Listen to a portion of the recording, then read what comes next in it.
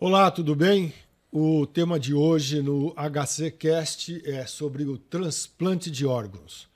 O primeiro aconteceu em 1963, o segundo em 1968. O primeiro no mundo em 1963 e o segundo no mundo, aqui no Brasil, em 1968 e no Hospital das Clínicas de Ribeirão Preto. O assunto de hoje eu discuto com o Dr. Marcelo Bonvento. Tudo bem, Dr. Marcelo? Tudo bem, bom dia. O Dr. Marcelo, ele é responsável pela OPO, que é a Organização de Procura de Órgãos. Dr. Marcelo, 1963, o primeiro transplante realizado no mundo, já completa praticamente 60 anos. Ainda é um tabu? Sim, o transplante ainda é um tabu, principalmente com as famílias, né?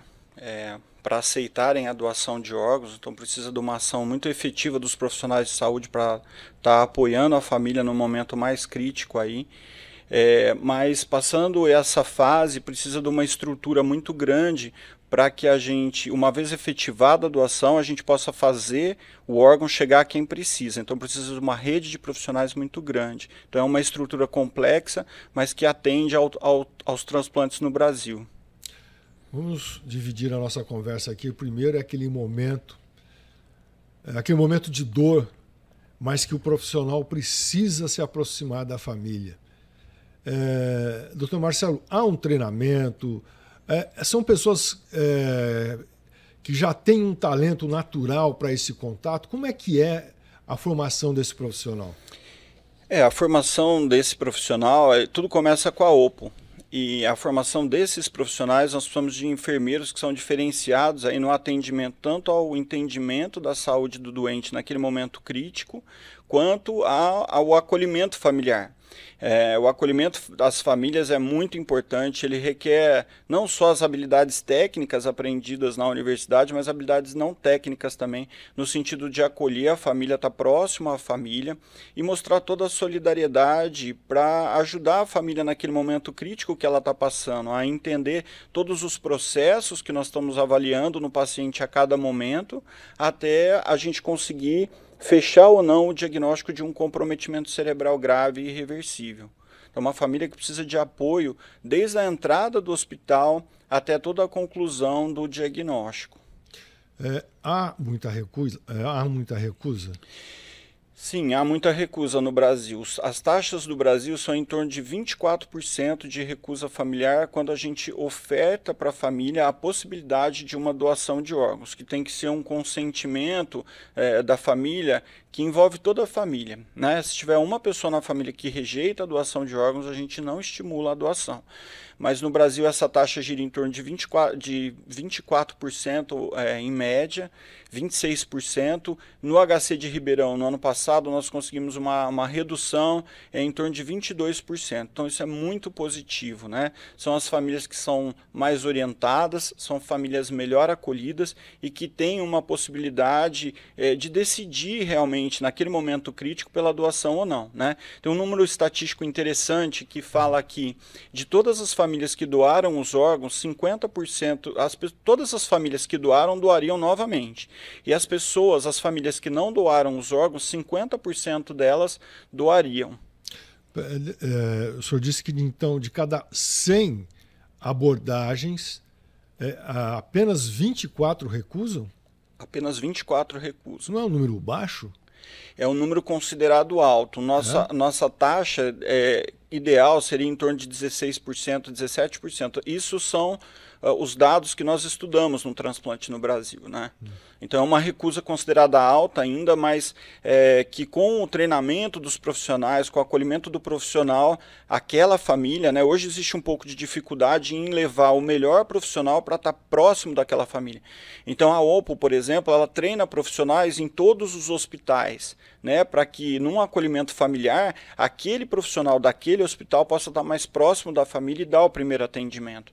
Esse ano o nosso índice de recusa caiu. Nosso índice de recusa nesses 4 primeiros meses está em torno de 9, 10% de recusa. Então isso é muito importante ter um profissional que seja treinado por profissionais que que tem habilidade nesse tipo de conversa e também na condução dos casos para que possa ser efetivo. Doutor Marcelo, quais são os principais motivos de recusa? Os principais são desconhecimento da vontade do doador em vida, receio na demora da liberação do corpo e a integridade do corpo para ser velado. Algumas outras coisas, como os motivos religiosos, são coisas menores e que podem ser contornadas ali na hora da doação. Quer dizer, um dos motivos, então, é a família ter receio de que o corpo, ao ser velado, apresente deformidades em razão da retirada dos órgãos? Sim, esse é um dos motivos. Mas é responsabilidade da OPO também garantir a entrega do corpo íntegro à família para que possam ser realizados todos os consensos religiosos aí para que ele possa ser velado, né? Então, Marcelino, eu vou insistir aqui no profissional. Perder um parente é muito difícil. Perder algum filho, um pai, uma mãe, uma irmã, enfim, é uma coisa...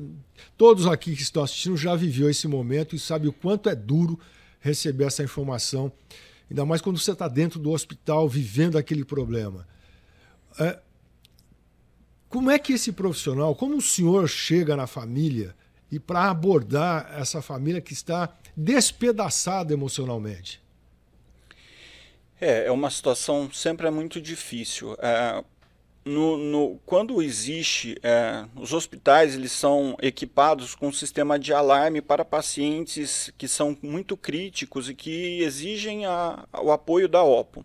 Uma vez avaliados esses pacientes, detectados esses pacientes nos locais, a gente pede que o primeiro contato seja feito do próprio médico do local e da equipe multidisciplinar, que ele tenha apoio psicológico, da psicóloga naquele momento e também da assistente social.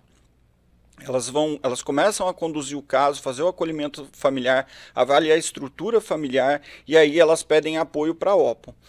Nesse momento, é um momento sempre muito crítico, mas que a OPO, na minha gestão da OPO, nós sempre procuramos estar o mais próximo, o mais rápido possível da família.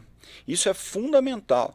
E é um processo que a gente faz, ao invés de fazer uma única entrevista com a família, fazer um processo em que a gente vai falando a cada momento todas as etapas do protocolo. Isso é muito difícil, porque a família passa por várias questões do luto, né? Ela vai processando o luto, até um momento que a gente precisa dar uma definição sobre o diagnóstico do caso. Porque para os profissionais envolvidos é muito importante que a gente apresente para a família as possibilidades quando um tratamento não vai trazer o familiar de volta. Nós temos essa responsabilidade e também de abreviar o luto para a família. Então hoje é muito importante entender que nós temos métodos que a medicina conseguiu evoluir para que a gente dê um diagnóstico de morte cerebral antes do coração parar de bater.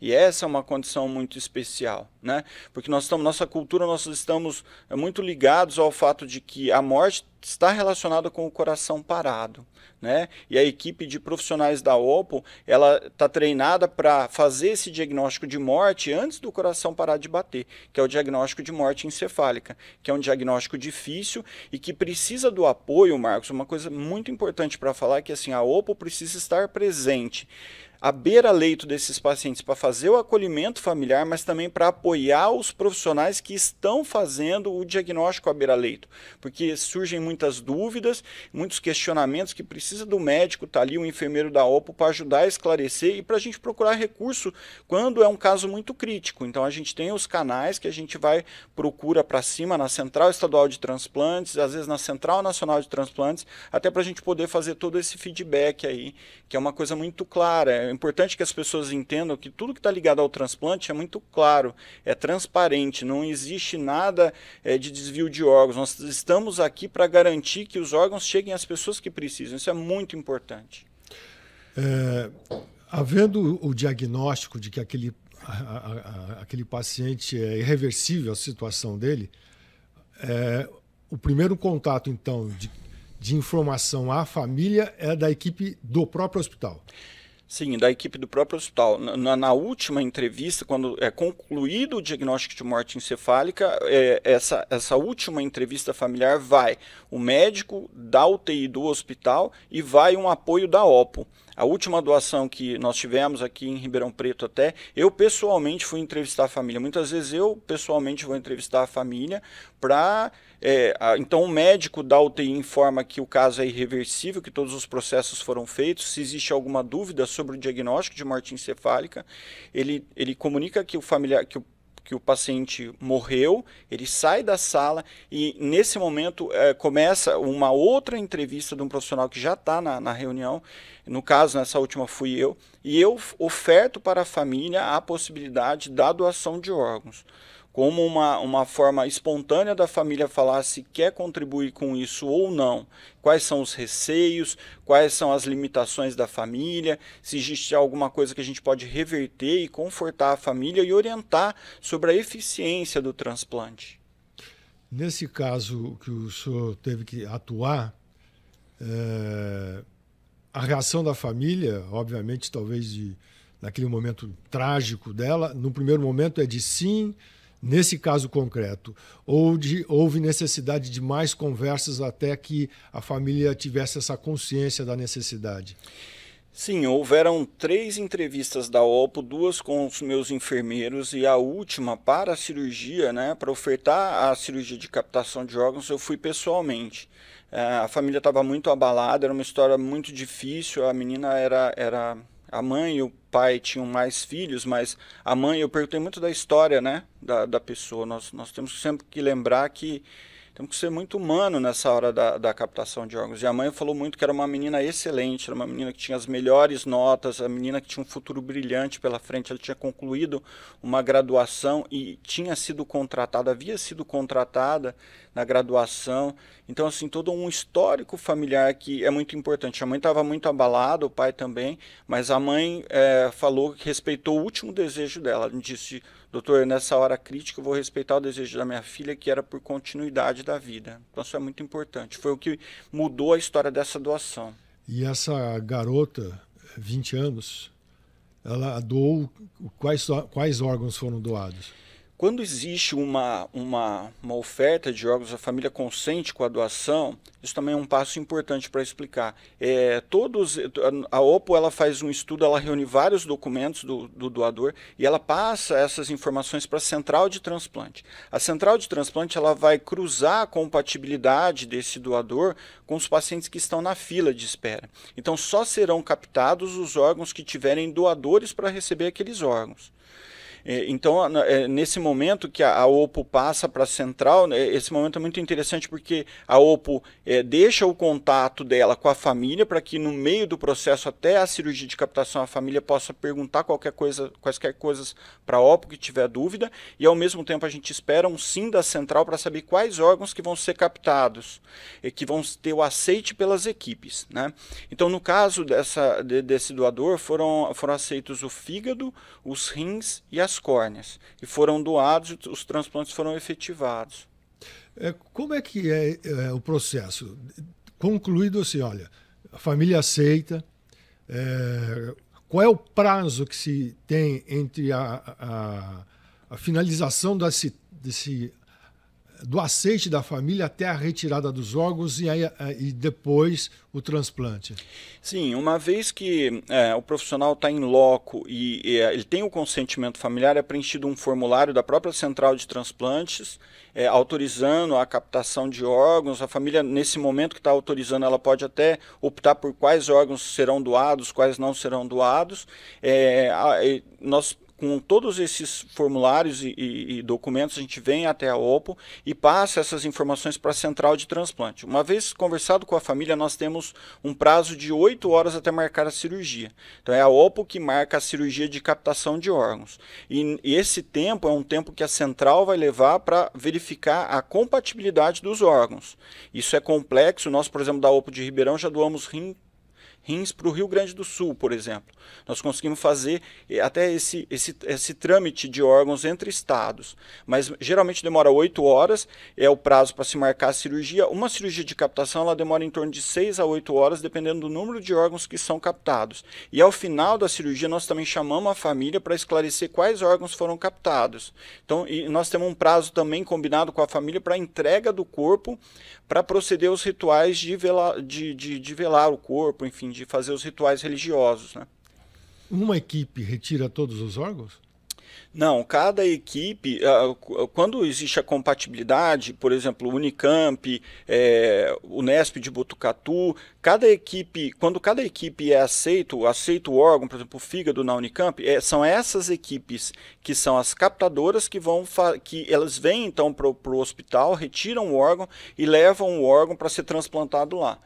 Então, não necessariamente, não são as mesmas equipes, cada equipe é uma equipe diferente. Então, cada órgão recebe uma equipe para fazer a retirada. Exatamente. Seja de qual local a equipe tenha que vir. Exatamente. E uma coisa importante também, interessante para falar, até para os profissionais de saúde que nos atendem, interessantíssimo, é que uma cirurgia da OPO em curso, num hospital, por exemplo, de Franca, quem é o responsável por aquela cirurgia? É o coordenador da OPO. O coordenador da OPO, naquele momento, que está locando a estrutura do centro cirúrgico daquele hospital, e é só ele que tem autoridade para suspender ou continuar a cirurgia, dependendo de várias coisas complexas. Então, isso é muito interessante. O hospital que o paciente está é que vai fazer a captação dos órgãos. Por exemplo, o senhor disse agora há pouco que já houve transferência de órgãos retirados em Ribeirão Preto para o Rio Grande do Sul. A logística para que isso aconteça deve ser enorme. Sim, a logística é muito grande, ela envolve até o Sistema Nacional de Transplante tem um acordo com a Força Aérea Brasileira. Então nós usamos desde aviões, voos comerciais, às vezes para levar órgãos e trazer órgãos, até mesmo pilotos e jatos para levar órgãos quando é necessário. Isso é uma coisa, é um fato. Então, mas a logística é muito grande, envolve a Central de Transplantes de São Paulo, mas a gente consegue fazer isso. No caso desse transplante que o senhor abordou, dessa jovem de 20 anos que foram doados rim, fígado e córneas. Para quais locais eles foram? O fígado ele foi transplantado aqui no hospital da USP de Ribeirão Preto. Um dos rins foi para a Escola Paulista de Medicina e outro foi para Botucatu. Então a equipe vem, retira e ela mesma leva. No caso dos rins, eles foram retirados pela nossa própria equipe aqui do HC de Ribeirão Preto e foram então destinados para lá.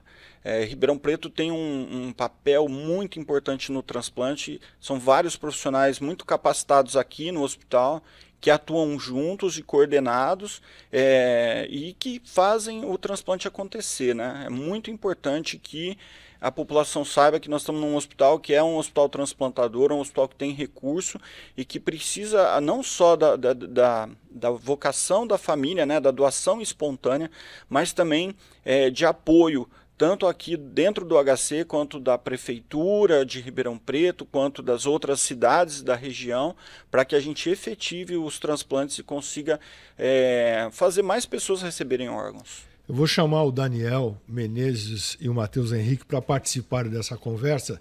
Enquanto eles preparam a pergunta deles, eu faço uma última minha aqui. Quais são os números do trabalho da OPO em Ribeirão e se o senhor tem o número de órgãos transplantados no Hospital das Clínicas?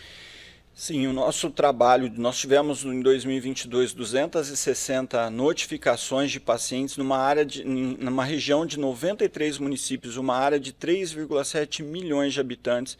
Nós conseguimos efetivar 55 doações, isso correspondeu a uma taxa de eficiência da OPO de 24%.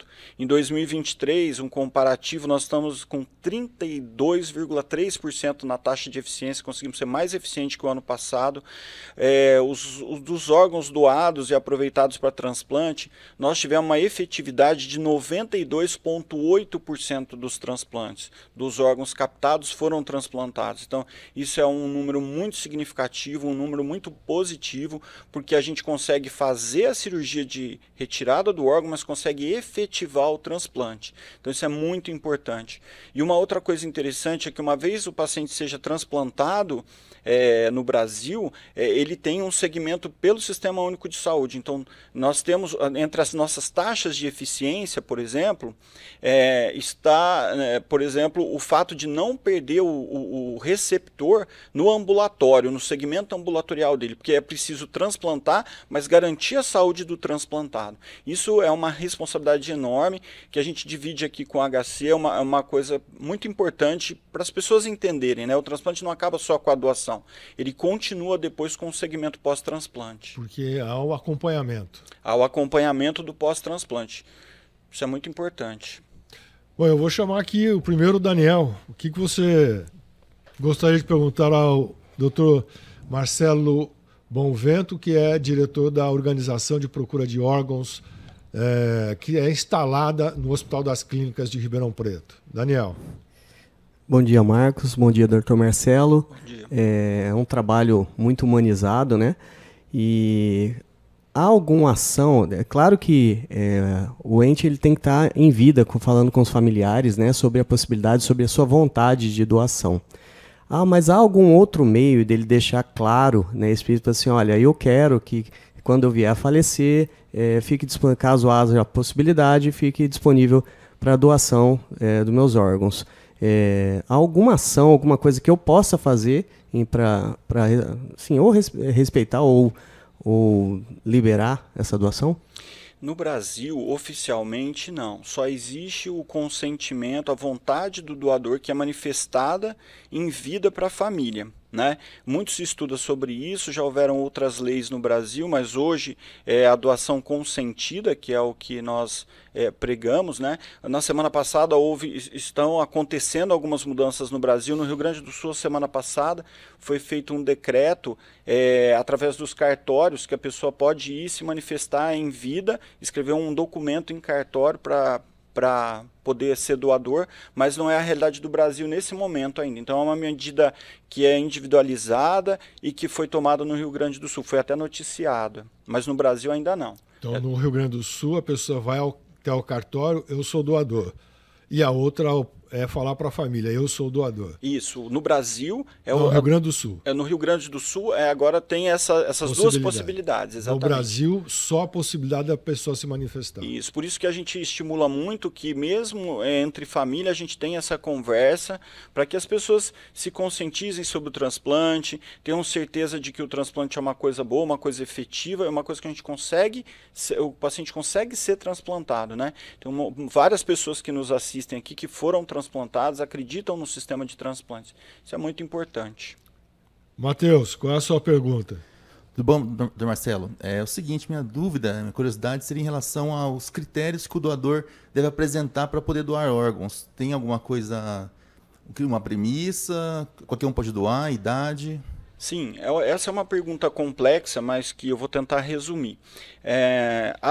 São muito poucas as possibilidades de não poder doar, uma contraindicação médica à doação. Existem algumas limitações, como algumas neoplasias, por exemplo, algumas sorologias, algumas doenças infecciosas, mas esse número ele tem diminuído muito, porque a medicina tem avançado, então nós temos conseguido mais remédios e mais recursos para evitar que as pessoas deixem de doar os órgãos, né? E uma coisa interessante, por exemplo, hoje, né? Antigamente a hepatite, por exemplo, a hepatite B era uma contraindicação formal à doação de órgãos, mas hoje nós temos pacientes com hepatite B que esperam por um transplante. Então muitas vezes a gente tem um doador que tem alguma doença sorológica, a gente pode tratar essa doença no paciente antes dele vir a doar os órgãos, ou captar um órgão de um paciente com uma doença, uma hepatite B, e transplantar num paciente portador de hepatite B. Então hoje os recursos são muitos, a gente consegue fazer muito cruzamento de dados,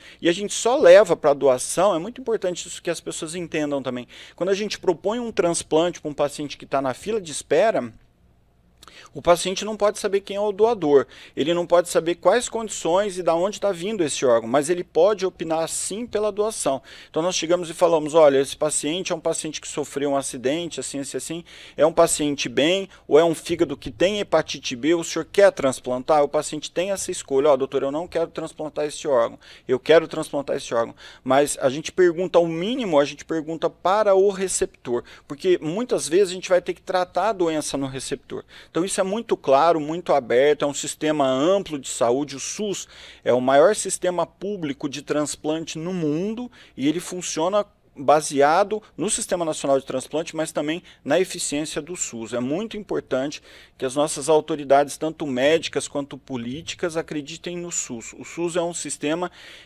que é revolucionário, o Brasil é um país muito grande e ele realmente funciona, ele faz todos os exames, a gente consegue coletar os exames e ter segurança na avaliação do doador até chegar no receptor. Vou aproveitar aqui a pergunta do Matheus. Então, a pessoa que vai receber o órgão, ela recebe a informação do perfil do doador? Sim, minimamente do perfil do doador. Mas é muito importante a gente falar isso porque nós não podemos transplantar um paciente. O paciente que está esperando um órgão, ele está saudável. Né? Tanto é que assim, na nossa fila de espera por órgãos, o paciente ele pode momentaneamente sair da fila. Por exemplo, ele teve um Covid, ele vai precisar ficar 10 dias se cuidando até voltar para a fila. No momento que a gente vai transplantar, é nossa obrigação e informação, por exemplo, falar que o fígado pode ter uma doença infecciosa ou não, e ele pode opinar minimamente se quer ou não o transplante. Mas é muito importante todas as pessoas saberem que existe uma triagem médica para isso. Isso acontece minimamente nos casos, mas o receptor ele pode optar por não transplantar naquele momento, ou ele pode falar, tive um Covid, eu não estou tão bem de saúde, eu quero esperar um pouco. Nós vamos realocar aquele órgão para uma outra pessoa que precisa. Mas pode acontecer. Nós tivemos casos de pessoas que não conseguiram, por exemplo, transplantar um fígado porque ele precisava pegar um avião, estava chovendo muito, ele não conseguiu estar disponível no HC para receber o transplante do fígado. O paciente chorou muito, passou 45 dias, nós conseguimos outro fígado e transplantamos o mesmo paciente. Então isso é fantástico, é uma coisa que a gente consegue fazer e é efetivo. A única coisa que é muito importante deixar de mensagem é que as pessoas precisam realmente aceitar a doação de órgãos, né? Saber que o transplante é extremamente efetivo. Quando as nossas taxas de sucesso no transplante são enormes. A gente consegue dar muita sobrevida para o paciente. Nós temos um paciente em Ribeirão Preto, faz 50 anos que recebeu um transplante de rim. Nós temos um paciente em Ribeirão Preto que tem mais de 20 anos de transplante de fígado. É uma sobrevida fantástica, é uma coisa eficiente. A regra proíbe que a família do doador conheça aquele que recebeu os órgãos. Mas o senhor que vive os dois lados, qual é a emoção que o senhor sente daquela família que conscientemente falou assim, eu quero doar, e depois fica sabendo, não sei se há essa informação de que, olha, o transplante foi realizado e a pessoa está bem? Essa resposta as famílias nos perguntam, né? As famílias dos doadores muitas vezes nos perguntam, doutor, deu certo fazer o transplante no receptor? Chegou para quem precisava? E a OPO, é muito interessante falar aqui, também uma mensagem muito bonita e positiva, que a OPO, nós somos amigos das famílias que receberam os órgãos, mas nós também somos amigos das famílias que doaram os órgãos. Então a dor para a família naquele momento que ela vai consentir com a doação é uma dor tão grande que naquela hora que a gente vai conversar com a família tira uma foto daquele momento, daquela pessoa. Muitas vezes ela liga muito a pessoa que está entrevistando aquele momento, né? E para a família é muito importante saber se deu certo o transplante. Ela precisa às vezes dessa resposta. E mesmo tem famílias que nos perguntam e a gente retorna, e tem famílias que ficam com a gente mesmo sem saber. Tem algumas famílias que doam os órgãos e não perguntam, porque a boa ação dela terminou naquele momento, né? Isso é muito interessante, é muito importante. E lidar com pessoas, né, Marcos, é muito marcante, é muito significante. Cada transplante, ele tem uma história, né? Da família que doou, tanto dos receptores. Uma vida pode salvar 7 vidas, né? Então, isso é muito significativo. As pessoas que é muito importante dar essa mensagem, que assim, muitos dos transplantados nossos, mesmo do HC, eles me contam de pessoal que eles rezam para a família dos pacientes que doaram, né? E a família que doou os órgãos, muitas vezes não tem esse consentimento, né? Então, assim, essa troca de informações é uma troca sensível, mas que ela existe. Né? Isso é uma coisa muito bonita, é uma coisa que mantém a gente motivado a trabalhar, né? Porque é uma coisa fantástica, né? É uma coisa que marca. Estamos caminhando aqui para o final, vou deixar só o Daniel e o Matheus de alerta, porque eu vou fazer mais uma pergunta para o senhor. Doutor Marcelo, o que é a sua frustração nesse trabalho? A frustração no transplante é que ele precisa de um apoio mais claro, principalmente das autoridades políticas, né? Fazer o que a gente faz e estar abordando a família não pode ser um assunto isolado de um paciente que está doente. Não, a gente precisa envolver as pessoas, precisa tirar as pessoas da zona de conforto e falar que tem as pessoas que precisam de um órgão, né? Hoje no Brasil são 50 mil pessoas que esperam um órgão. No estado de São Paulo, cerca de 20 mil pessoas esperam um órgão, 15 mil pessoas esperam por um rim, por exemplo. Um transplante renal, se eu conseguir um rim para transplantar de um doador hoje e transplantar um paciente no Hospital das Clínicas, uma pessoa que muitas vezes ficou 10 anos ligada a uma máquina de diálise 3 vezes por semana, que vai poder ter uma vida livre, que vai poder a semana que vem ir para a praia, passar uma semana lá. Então é uma coisa que precisa ter mais apoio, tanto dos políticos, isso eu falo de Secretaria Municipal de Saúde, quanto Secretaria Estadual de Saúde, para que nos apoie e para que cuide dos nossos doentes, mesmo pós-transplantados, né? As pessoas acham que o transplante termina quando a gente faz o transplante. Não, ele precisa de apoio ainda para que ele retome a vida dele, para que ele passe aqueles meses iniciais e possa assumir as atividades sociais dele. Matheus, tem alguma pergunta? Medula óssea, qual é a situação hoje atual? Tem muita oferta, a procura também é alta? Sim, existe um grupo no transplante de tecidos, né? A medula óssea cai num outro grupo nosso, não de órgãos, mas de tecidos. Existe um REDOME, que é um cadastro nacional dos doadores de medula óssea. Essa é uma modalidade de transplantes que nós realizamos aqui no Hospital das Clínicas, a hematologia que cuida dessa parte, mas sim, existe uma demanda ainda grande por transplante de medula óssea, ele é realizado, o HC até deu alguns passos até inovadores, né, nessa modalidade, até para o Brasil e para o mundo, mas sim, é um transplante que existe, que ele é efetivo, que nós fazemos aqui. Então, a procura ainda é muito grande, mas a gente consegue também atender esses pacientes, né? Pacientes às vezes de outros estados que vêm para o HC, eles ficam diariamente aqui em alguns redutos que a gente tem de assistência a pacientes, até esperar por um transplante conseguir efetivar. Daniel.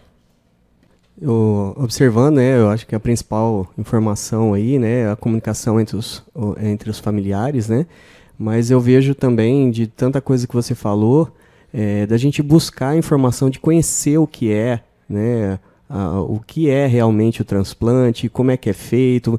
Eu acho que essa informação, se a gente buscar entender tudo isso, acho que facilita nessa parte da nossa decisão, né, para passar para os familiares. Então, acho que ficou muito bem esclarecida essa parte, que a gente tem que buscar esse tipo de informação. Sim, a OPO, só um adendo, a OPO nós fazemos treinamentos. E é muito interessante que nós fazemos treinamentos de sensibilização nos hospitais. Nós fizemos um agora recente na unidade de emergência, que nós chamamos todos os profissionais da unidade de emergência para sensibilizar sobre o assunto de transplante. O que é o transplante, como que faz, quem pode fazer, quem pode doar, quem pode receber. Nós fazemos treinamentos com as comissões de transplantes de cada hospital dos nossos 93 municípios, então nós estamos presentes em 40 hospitais aqui da nossa região, e nós fazemos treinamentos também específicos com enfermeiros e médicos das comissões de transplantes. Então nós fazemos desde curso de sensibilização de funcionários, até de sensibilização na sociedade, até de treinamento específico em transplante. Eu acho que o Daniel queria saber até um pouco mais. Esse é um contato profissional. O Daniel, além desse contato profissional, acho que ele está querendo falar o seguinte: se as pessoas conhecessem mais sobre transplante, talvez a porcentagem de recusa seria menor. Com certeza, seria menor. Hoje a OPO trabalha, inclusive, com a escola de enfermagem, a escola de medicina, as ligas acadêmicas, para sensibilizar as pessoas. Então, é muito importante as pessoas falarem sobre o transplante, né, da possibilidade do transplante. Se todo mundo se conversar um pouquinho, sabe, de um parente, de um familiar ou de um amigo que foi transplantado e que teve sucesso, ou até de uma família que doou os órgãos. Então, isso é muito importante, precisa realmente levar esse assunto para o dia a dia. O senhor falou agora há pouco da sua frustração. E o que é que te deixa feliz no cargo que você executa?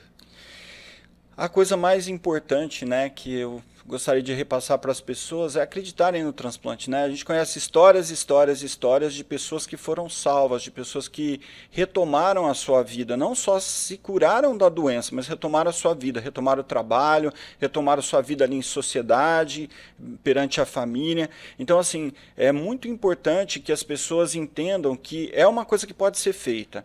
Agora, é uma responsabilidade também de nós todos estarmos próximos de um hospital que faz o transplante, que é um hospital transplantador.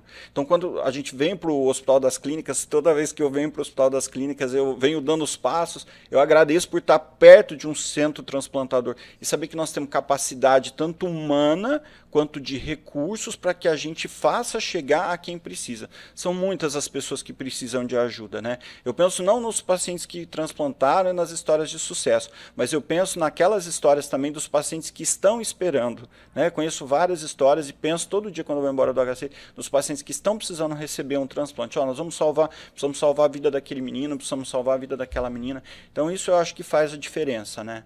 É saber, ter o conhecimento do que a gente faz e saber que pode melhorar. Essa é a nossa maior frustração. Pode melhorar em várias coisas. Mas o transplante ele é complexo. Ele não pode a gente não pode fixar em alguns pontos negativos nisso, naquilo. O transplante tem que ser uma história de superação. É isso que nós precisamos passar para as famílias. Tanto para as famílias que vão doar o órgão, né, passar por aquele momento crítico de ofertar a doação, quanto aquele paciente que tanto espera uma ligação telefônica. Ele espera todo dia que toque o telefone e que a gente fale para ele, ó, tem um órgão te esperando. Então isso é muito positivo, é a mensagem final que eu queria dar. Acreditem no transplante, né? Nós precisamos acreditar e pensar nas pessoas que ainda precisam de um órgão. Isso tem que ser não só uma coisa boa, sabe, Marcos? O que é politicamente correto, mas uma responsabilidade social, que a gente mova todas as ações que a gente possa. Eu agradeço o espaço que você está me dando aqui, para fazer as pessoas se conscientizarem de que todo mundo precisa ser pró-transplante. O senhor consegue puxar rapidinho da sua memória uma história que fica registrado para sempre em sua vida? Sim, consigo registrar uma história que me emocionou muito. Foi de uma mãe que era uma mãe solteira. Ela tinha mais ou menos uma meia idade, o menino dela tinha 18 anos. E eu sentei ela já sabia, uma família que foi muito bem acolhida durante o processo diagnóstico, e eu cheguei para fazer a entrevista familiar, eu e ela, só os dois na sala, numa madrugada, na unidade de emergência, e ela chorou muito, e ela falou assim, doutor, eu já sei porque o senhor está aqui. E a minha resposta é sim. Então foi uma coisa que me marcou muito, foi uma entrevista que eu não precisei falar nada, a mãe já estava consciente, mas a mãe era um menino de 18 anos, era o filho único dela, e eu levantei, quando eu fui passar do lado dela, eu agradeci, né? Me coloquei à disposição para acolher no que precisava, mas quando eu estava saindo, ela colocou a mão no meu ombro, olhou no fundo do meu olho e falou, doutor, olha, faça valer, faça esse órgão chegar a quem precisa. Eu acredito no senhor. E eu quero que seja efetivo. E eu olhei nela e falei, olha, eu sou o médico do Hospital das Clínicas responsável para que a senhora tenha paz no seu coração e saiba que a gente vai efetivar esse transplante. E ela foi uma mãe que depois, né, a gente informou os órgãos que iam ser transplantados, todo o transplante que foi realizado, e a pergunta que ela fez foi só essa, doutor, deu certo os órgãos chegar às pessoas? Deu certo. Ela falou, então o meu coração está em paz. Que bom. Que história bonita, né? É uma história sensacional que eu vou levar para sempre. Eu encerro essa conversa aqui com o Dr. Marcelo Bonvento, que é responsável pela organização de procura de órgãos do Hospital das Clínicas, que está, como ele acabou de dizer, em mais de 40 hospitais, para que essas histórias de sucesso possam aumentar e que muita gente possa ter a vida resgatada com a ação daquelas famílias que entendem o momento, apesar da dor, entendem o momento em que um profissional como o Dr. Marcelo as procura. E agradeço ao Matheus Henrique e ao Daniel, que nos ajudaram a participar e a produzir esse programa. Dr. Marcelo, obrigado. Muito obrigado. A organização de procura de órgãos é nossa, do Hospital das Clínicas, então somos uma grande família aí para o transplante.